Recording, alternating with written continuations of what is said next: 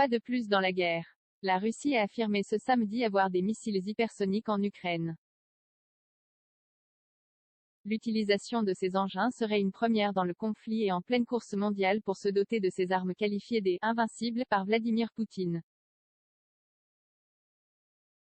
Le 18 mars, le complexe aéronautique Kinjal avec ses missiles balistiques hypersoniques a détruit un important entrepôt souterrain de missiles et de munitions de l'aviation de l'armée ukrainienne dans la localité de Deliatine, dans la région d'Ivano-Frankivsk, dans l'ouest de l'Ukraine, a annoncé le porte-parole du ministère de la Défense, Igor Konatchenkov.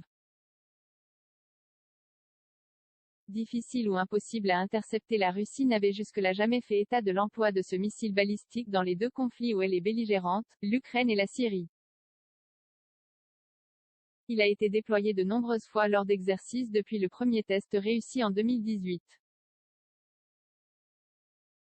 Il est probable qu'on voulait utiliser le Kinjal dans des conditions de combat, c'est une première mondiale, relève auprès de l'AFP Vassili Kachine, analyste militaire et directeur d'un centre de recherche de la Haute École d'économie de Moscou. Ce type de missile défie les systèmes de défense anti-aérienne, selon Moscou, car sa vitesse, jusqu'à Mach 10, soit 12,000 km/h, et sa manœuvrabilité le rendent difficile ou impossible à intercepter, même si certains experts militaires occidentaux ont estimé que la Russie pouvait exagérer les capacités de cette arme air-sol.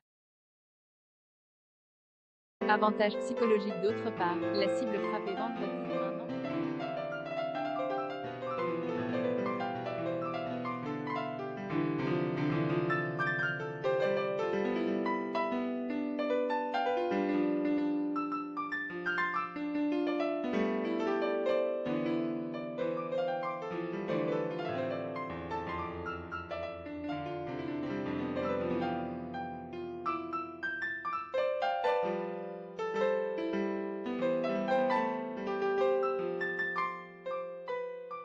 Déployant l'un de ses fleurons destructeurs. Sur le fond, ça ne change pas le champ de bataille, mais c'est certain que cela a un effet sur le plan de la propagande psychologique, pour faire peur à tout le monde, dit-il. Car les missiles Kinjal, et ceux de croisière, Zircon, tirés depuis des navires de surface et des sous-marins appartiennent à une famille de nouvelles armes développées par la Russie et que M. Poutine qualifie des « invincibles ». Le joyau de l'armée est le planeur hypersonique avant-garde. Pouvant emporter une charge nucléaire, il vole jusqu'à 33 000 km/h et change de façon imprévisible de cap ou d'altitude, le rendant quasiment impossible à intercepter.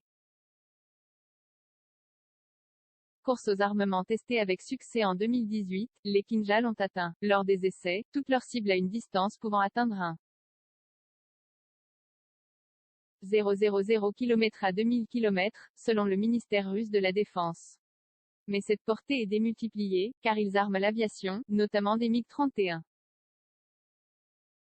Moscou a développé ce type d'armement pour avoir des armes capables d'échapper à des systèmes de défense comme le bouclier antimissile américain en Europe. Leur utilisation en Ukraine intervient aussi alors que l'armée russe, malgré ses annonces, ne semble pas encore avoir la maîtrise totale du ciel, la défense anti-aérienne ukrainienne parvenant encore à infliger des pertes à Moscou. La Russie est le premier pays au monde à avoir développé des armements hypersoniques. Ceux-ci font la fierté du président russe, qui vante régulièrement leur existence comme la preuve d'une supériorité militaire de son pays. Leur mise en service a conduit d'autres pays à accélérer leurs programmes hypersoniques, entraînant une course aux armements dans ce domaine. La Corée du Nord a dit en développer et en avoir testé, tout comme la Chine, laquelle a pris de court les Occidentaux avec l'essai d'un planeur hypersonique, capable de se déplacer à une vitesse supérieure à Mach 5 soit plus de 6,000 km/h, qui a fait le tour de la Terre en orbite avant de descendre vers sa cible.